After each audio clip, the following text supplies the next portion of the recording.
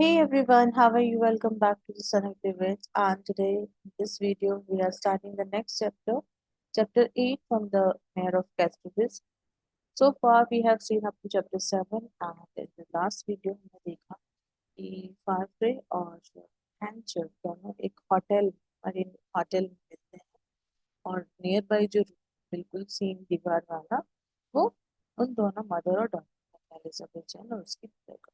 तो अभी वो उस तरफ बातें कर रहे हैं दोनों और मदर कान लगा के सुन रही और वो खाना खा रही है तो उनकी बातें सुन रही। उस mother knows all things about Henchard. तो वो थोड़ा एक्साइटेड भी है कि वो कैसा है उसके बारे में सुनना या फिर वो क्या बोलता है वो सारी बातें वो बहुत डिटेल में सुन रही। Okay, so let's see what's there in next chapter. Thus they parted, and Elizabeth Jane and her mother remained each in her thoughts over their meal. तो अभी वो दोनों बात करते करते अलग हो गए हैं। काफी देर से वो लोग भी वहां पे एलिजाबेथ जैन और उसकी मदर है वो दोनों अलग हो गए हैं, बैठ गए हैं। और एलिजाबेथ जैन जो है अ, और उसकी मदर दोनों किसमें थे, थॉट्स में थे। थॉट्स एलिजाबेथ जैन के दिमाग में कुछ और थॉट्स थे, मदर के दिमाग में कुछ और थॉट्स थे, और बेसिकली वो लोग खाना खा रहे। Okay, the mother's face being strangely bright since Hanchard's avowal of shame for a past action. तो हैंचर्ड जो है वो उससे बात करता है और वो कुछ अपने पास्ट एक्शन के बारे में बोलता है, जिसके बारे में सुन के जो मदर है वो भी सोच रही है ना। उसका जो फेस है वो थोड़ा स्ट्रेंज हो गया है उस बात को देख के, उस बात को सोच के कि हैंचर्ड ने अपने पास्ट एक्शन के बारे में कोई बात कही है और उसकी वजह से हैंचर्ड क्या दिखा रहा है, अवाउल ऑफ शेम, यानी उसको शर्मिंदगी फील हो रही है, वो उसने एक्सेप्ट। ठीक है।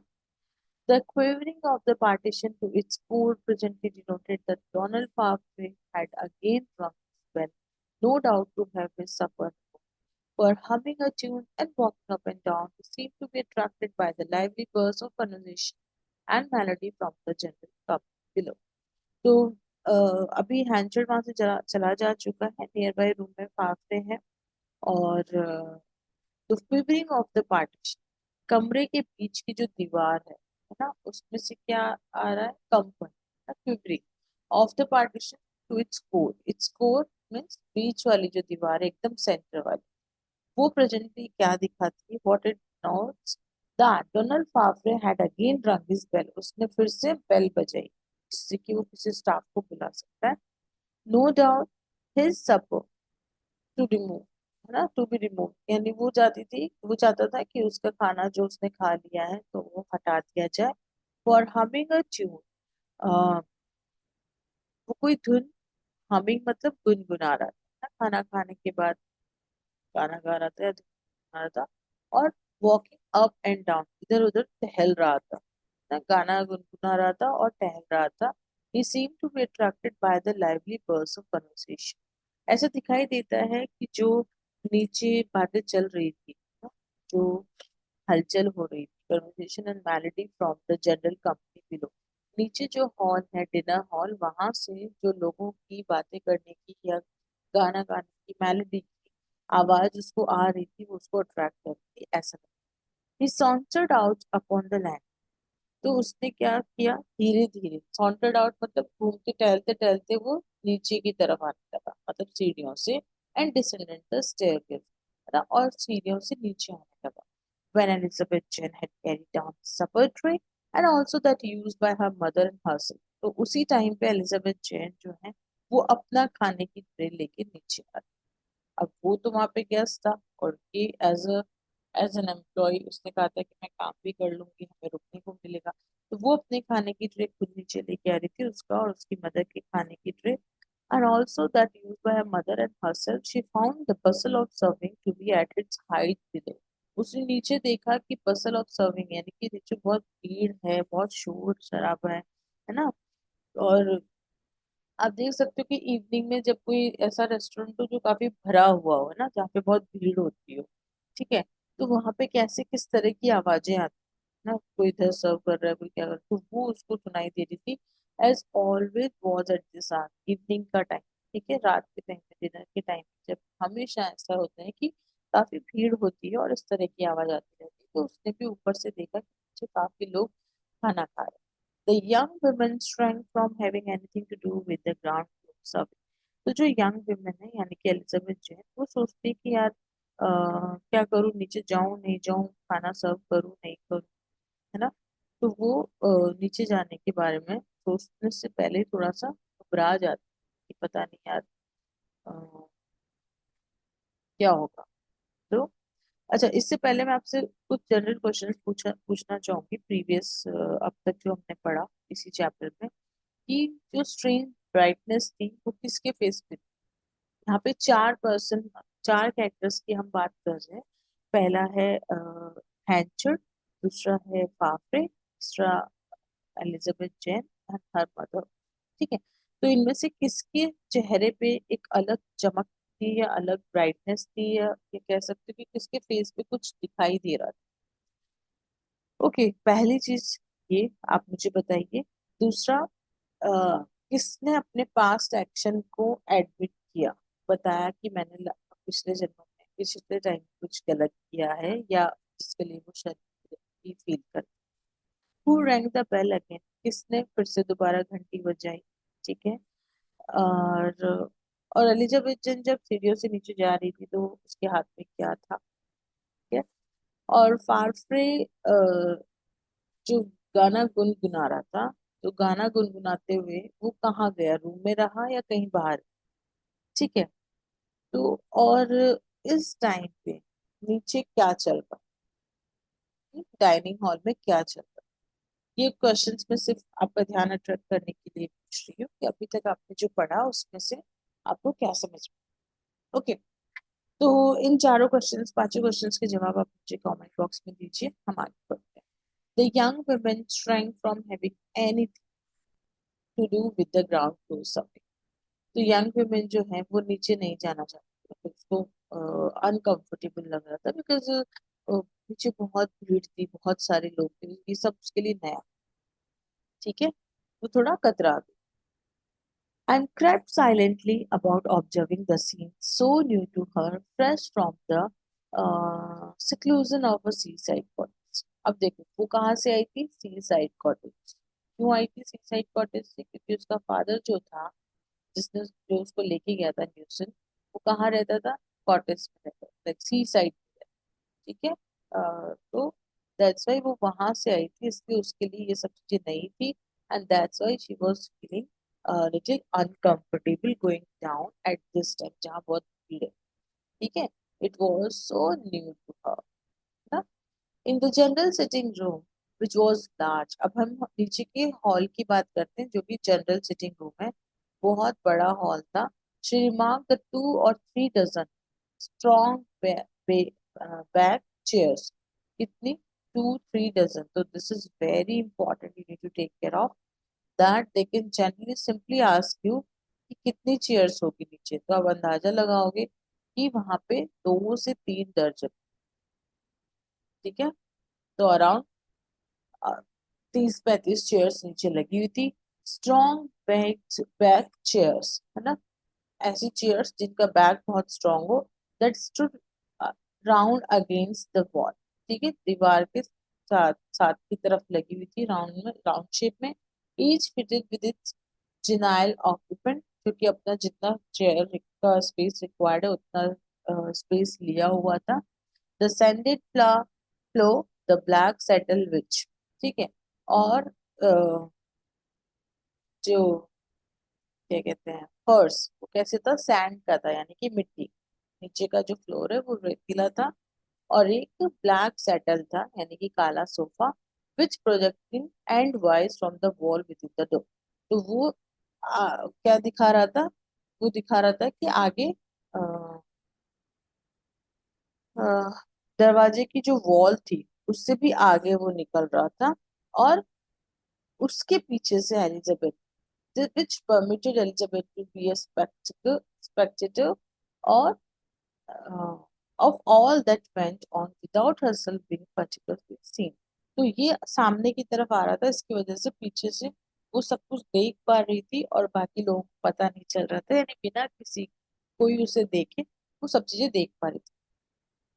The young Scotchman had just joined the guest. Young Scotchman जो है उसने अभी अभी गेस्ट को ज्वाइन किया था। ठीक है, means the who was the young Scotchman, comment down the answer please. Okay. These, in addition to the respectable master tradesmen occupying the seats of privileges in the bow window and its neighborhood. अभी आप देखते हैं कि hall में भी जो लोग rich थे, है ना, respectable master tradesman, master tradesman होते हैं जो कि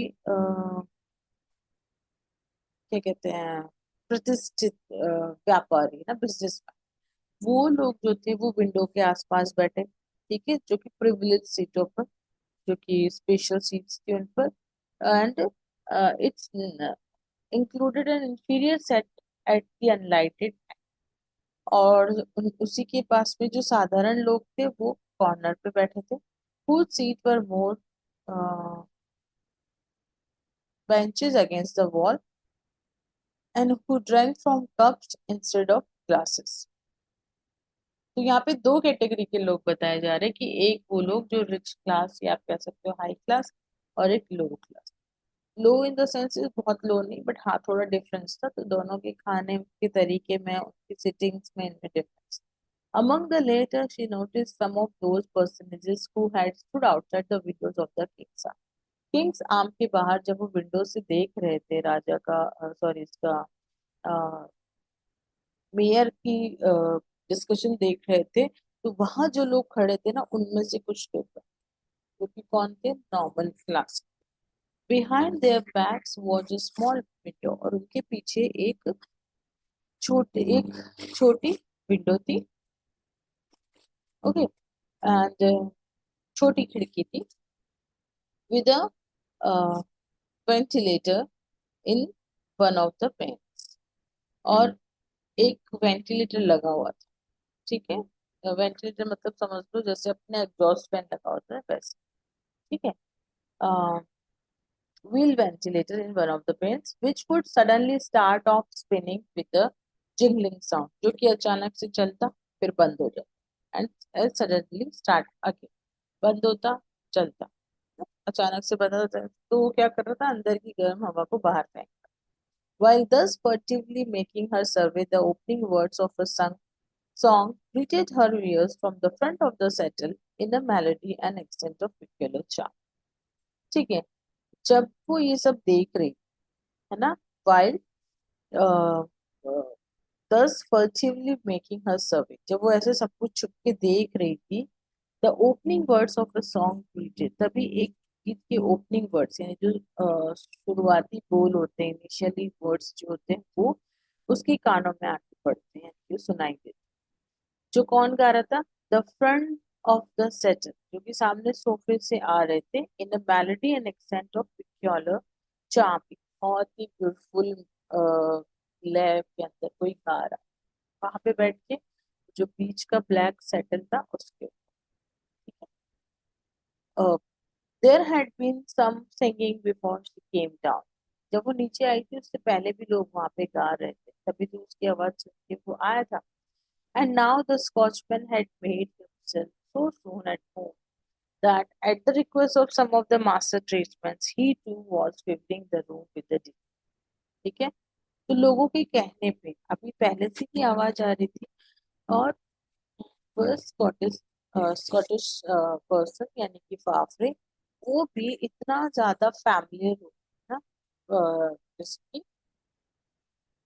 made himself so soon at home, यानी कि वो उन लोगों से फैमिलियर हो गया, जो लोग नीचे खाना खा रहे थे, गाना गा रहे थे, कि किसी के कहने पे, सम ऑफ द मास्टर ट्रेडर्स, कुछ बिजनेसमैन के कहने पे, वो भी जो है इस डीटी यानी गीत गा के, मतलब वो भी गीत गा रहा था ना। Elizabeth Jane was fond of music, Elizabeth Jane को भी गाने बहुत पसंद। She could not help pausing to listen, तो वो भी अपने आप को सुनने से नहीं रोक सकी, वो खड़ी होकर सुनती रही। And the longer she listen to more she was enraptured, जितनी देर तक वो सुनती रही उतनी ज्यादा वो उसमें इन रैप्चर्ड मतलब आनंदमयी हो गई या उसको मजा आने लगा. She had never heard any singing like this, and it was evident that the majority of the audience had not heard such frequently. She had never heard any singing like this. उसने पहले कभी भी ऐसा गाना नहीं सुना था इस तरह का. And it was evident, और ये इस बात को बताता है, इस बात को क्लियर करता है कि the majority of the audience, ज्यादातर जो ऑडियंस थे वहां पे, दे उन्होंने भी ऐसी चीजें फ्रिक्वेंटली नहीं सुनी थी, यानी कि बार बार सुनने को उनको भी नहीं मिलती थी. For they were attending to a much greater degree than. तो वो भी इस सुंदर गाने को सुनने के लिए अट्रैक्ट हो गई. एक होता है जनरली गाना बजता रहता है तो खूब सुनते हैं लाइव, तो सब अपना खाना खाते रहते हैं और गाना सुनते रहते हैं. लेकिन जो फाफड़े ने गाना गाया वो इतना यूजुअल नहीं था लोगों के लिए, इसलिए वो बहुत ज्यादा अट्रैक्ट हो गए और पूरा ध्यान लगा के सुन रहे थे. They neither whispered nor drank nor dipped their pipe stems in their ale to moisten them, nor pushed the mug to their neighbors. वो इतना ज्यादा उस गाने में खो गए कि ना तो वो फुसफुसा रहे थे, ना ही वो कुछ पी रहे थे, ना ही वो अपना जो पाइप स्टेम्स हैं, यानी कि कुछ काइंड ऑफ स्टिक्स होती होगी जिनको वो उसमें डुबोते थे. Ale means drink. Nor push the mug to their neighbours, और ना ही वो एक दूसरे को मग पास कर, यानी कोई सब एक जगह चुप हो गया, कोई खाना खा ही नहीं रहा था, ड्रिंक्स कर ही नहीं रहा था, बस बैठ गए और उस गाने को सुनने लगे. क्योंकि ऐसा गाना जैसा कि वो फाफड़े गा रहा था, वैसा गाना वहां के लोगों को, वहां के ट्रेड्समैन ने शायद ही पहले कभी सुना. The singer himself grew emotional till she could imagine a tear in his eyes as the words went. Singer यानी कि जो बाफरे है वो खुद भी इमोशनल हो गया उसके गाने को गाते हुए. और ये उसको तब पता चला जब उसने उसकी आंखों से कुछ आ, आंसू इमेजिन, है ना. वो ये गा रहा था, वो क्या गा रहा था, अब ध्यान से सुनना. यहाँ से भी आ जाते हैं जिसको हम इग्नोर कर देते हैं मोस्टली. It's it's hame. हेम होता है होम, ठीक है. इट्स होम, तो उसको भी अपने घर की याद आ रही है और वो भी गाना गाते गाते इमोशनल हो जाता है, ठीक है. It's hame, it's hame, hame fain would I B.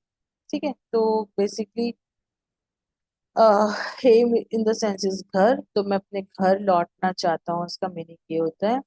uh, o hame hame, hame to my in country, मैं अपने खुद की कंट्री लौटना चाहता हूँ, ठीक है. There is an eye that ever weeps, and a fair face will be faint as I pass through Annan water with my bonny bands. Again, when the flower is in the bud and the leaf upon the tree, the lark shall sing me home to my own country. ठीक है, तो यहाँ पे ये गाना है जो कि आप देखोगे इसका जो मीनिंग है वो सिंपली यही है कि वो अपने घर लौटने की बात कहता है कि मैं जब अपने घर लौटूंगा तो आई बी वेरी हैप्पी. तो यहाँ पे वो ये गाना गाते गाते बहुत सैड हो जाता है, उसकी आंखों से हम चेयर इमेजिन कर सकते. There was a burst of applause, तो बहुत तेज तालियां बजाते हैं. In deep silence which was even more eloquent than the applause, और एक गहरी शांति थी, साइलेंस थी. क्यों? क्योंकि बहुत इमोशनल हो गया था वो माहौल. It was of such a kind that the snapping of a pipe stem too long for him by old Solomon Longways, who was one of those gathered at the shady end of the room, seemed a harsh and irreverent act. तो ये इतनी ज्यादा emotional situation है ना कि जो उस pipe को तोड़ने की, यानी वो जो पाइप जो कि उसमें डुबोया जाता है उसको भिगोने के लिए, उसकी जो आवाज थी, वो वहां बैठे एक ओल्ड मैन जिसका नाम था साल लॉन्गवे, इन लोगों को एक तरह से क्या लग रही थी, इंसल्टिंग लग रही थी. यानी कोई हल्का सा पाइप भी तोड़ता तो उसकी जरा सी आवाज हो रही थी ना, वो भी इसको पसंद नहीं आ रही थी. तो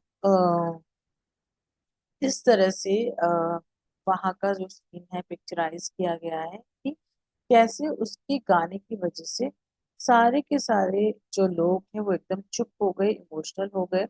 ठीक है। Then the ventilator in the window pane spasmodically started off for a new spin। वो जो क्योंकि अभी हमने देखा था कि वो window pan bar bar on होता है, ऑफ हो जाता है। तो ये सारे सिचुएशन के बाद में अभी किसी का भी ध्यान उस विंडो पैन पे नहीं था। तो वो बताती है कि कैसे विंडो पैन जो है वो फिर से स्पिन करने लगा। ठीक है। And the pathos of Donald song was temporarily affect. और जो पाथोस था, पाथोस का मतलब जो पेन था, जो गाना उसने गाया था, वो जो दर्द था लोगों के अंदर, वो इसकी इसकी वजह से कह सकते हो आप। या एक इस वेंटिलेटर यानी कि जो क्या बोलते हैं तो एग्जॉस्ट फैन, उसकी जो आवाज होती है वो फिर से अचानक रुका और चला। तो विंडो के लगे हुए उस वेंटिलेटर से एकदम जो पाथोस था वो थोड़ी देर के लिए दब गया, क्योंकि उसकी साउंड ने उसको दबा दिया। It was not a miss, not at all a miss, है ना। यह कुछ भी बुरा नहीं था। ओके। मटर्ड क्रिस्टोफर कॉने, वहां पे एक और था क्रिस्टोफर कॉने, वो बोलता है। ठीक है। हु वॉज ऑल्सो प्रेजेंट, जो कि वहां पे था। And removing his pipe a fingers from his lips, he said aloud, "Draw on with the next verse, young gentleman, please." तो वो बोलता है कि उसने अपने जो पाइप थी हाथ में उसको थोड़ा सा हटाया, जो स्टिक थी, और फिर बोला कि थोड़ा और गाओ या आगे का गाओ। ठीक है। ये किसने कहा? क्रिस्टोफर कॉन है। तो अभी जितने भी कैरेक्टर्स आ रहे हैं प्लीज नोट डाउन। ठीक है। um, he said aloud, draw on with the next word, अगला गाना भी गाओ, है ना। Yes let's have it again, एक स्ट्रेंजर बोलता है कि यस यस जरूर, फिर से गाओ। ना जैसे तो once more, once again, once more, तो फिर से ऐसी आवाज आने लगी। Said the glazier, stout bucket headed man with a white apron rolled up round his waist। तो एक मोटा सा आदमी जिसने व्हाइट कलर का एप्रन बांधा हुआ था, वो भी बोलता है, हाँ हाँ please please. Folks don't lift up their hearts like that in this part of the world.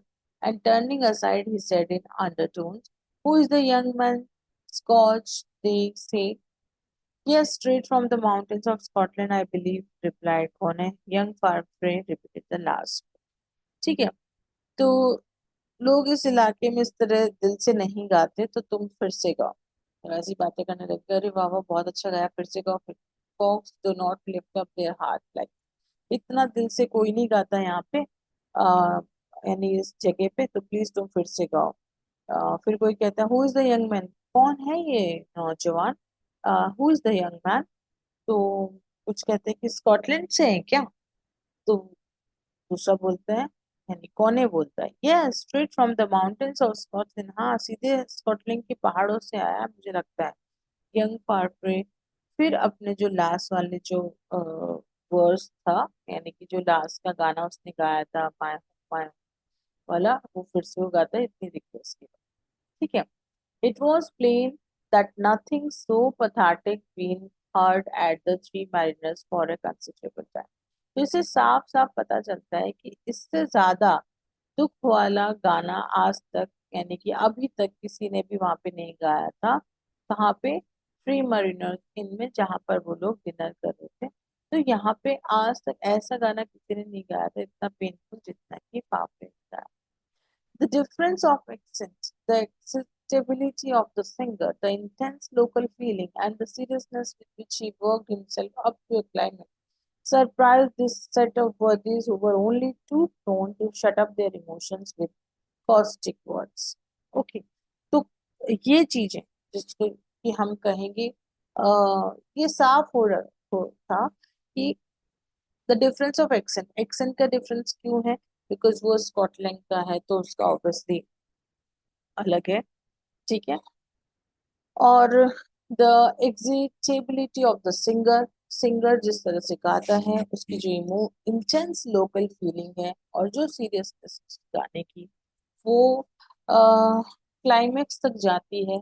और इन सेट ऑफ वर्डीज को सरप्राइज करती, जो लोग वहां पे सुन रहे थे, वैसे लोग जो कि सिर्फ और सिर्फ जनरली इमोशंस के नहीं बल्कि कास्टिक वर्ड्स वो लोग ज्यादा बोलते हैं। Days if our country down here is worth singing about like that. वो कहते हैं कि अच्छा होगा यदि हमारी कंट्री में भी लोग इस तरह का गाना गाएं। As the Scotchman again melodized with a time for my own country, वो फिर से गाने लगता है। When you take away from among us the fools and the rugs and the lamigos and the winter hussies and the slatterns and such like, there is a cursed few left to ornament the song with the castlebees or the country round. ठीक है, तो वो कहते हैं कि यदि तुम हमारे यहाँ से उनको मुल्कों को ले जाओ या इस तरह के लोगों को ले जाओ जिनको उन्होंने अलग अलग नाम से बताते हैं कि ऐसे लोगों को यहाँ से ले जाओ तो सच में यहाँ पर भी few left to ornament a song, तो उनमें फिर कुछ लोग बच सकते हैं जो एक अच्छा गाना गा सकते हैं। True said Basford the dealer looking at the green the table. ऐसा पास वाला बोलता है कि हाँ हाँ बिल्कुल आप सही कह रहे हो। तो वो कहता है कि तुम यदि मेरे यहाँ से यानी हमारे इस कैस्ट्रोविच से ऐसे लोगों को ले जाओगे, यानी कौन लोग? बेवकूफ, फूल्स, ड्रग्स, बदमाश, लैमिगोस, लुटेरे एंड द वेंटन हसीस, लालचे और घटिया लोग, है ना, एंड द स्लैटन्स, घटिया लोग। ऐसे लोगों को हमारे यहाँ से ले जाओगे ना तब जाके कुछ लोग ऐसे बचेंगे जो कि तुम्हारे जैसा सुंदर गाना गा सकते।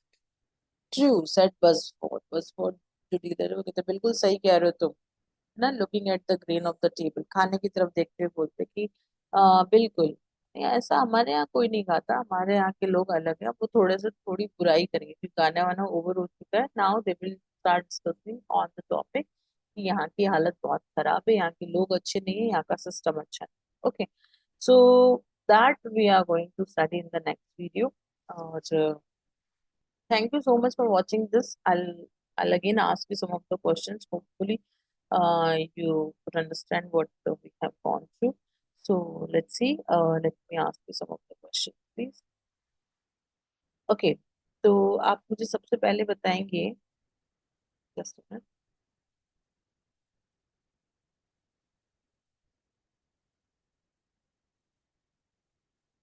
My question is that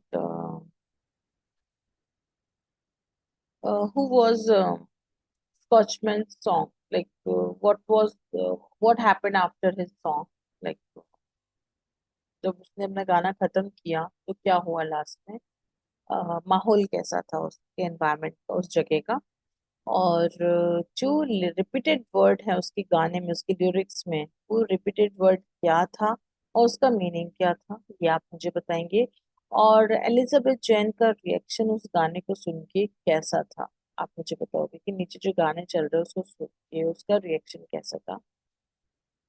और वॉचमैन ने ऐसा क्या किया कि लोगों का जो अटेंशन है उसकी तरफ आया या लोग उसकी तरफ देखने लगे, उससे बात करने लगे। और रूम में जो जिंगलिंग साउंड था, उस हॉल में जो जिंगलिंग साउंड था वो किसकी वजह से था, ये भी आप मुझे बताएंगे। And you will also tell me that how did the inferior group, है ना, differ from the privileged one.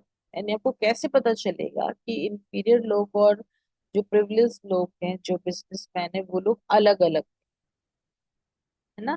तो किस चीज से आपको पता चलता है कि इससे हमें, इस लाइन से हमें ये पता चलता है कि वहां पे दो कैटेगरी के लोग बैठे थे और वो लोग दोनों अलग। So this was all. You can tell your answers in the comment box, and if you have any doubt, you can ask me. And definitely, I'm trying to bring more videos, but my family situations and my personal life, including with the professional as well. I'm so busy that I'm not able to. Like, it's very tough. When my daughter is sleeping, then only I can come and prepare a video for you.